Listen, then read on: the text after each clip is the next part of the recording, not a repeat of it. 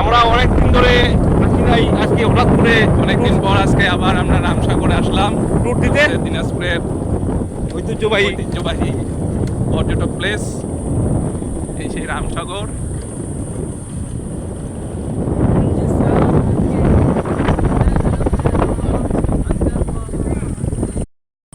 দেখা আছে না ভাইয়া? তো আমি আগে নেই, আমাদেরকে নেই আগে, তারপর তোমাকে নেই। হাই, সেই আমাদের ঐতিহ্যবাহী রামসাগর।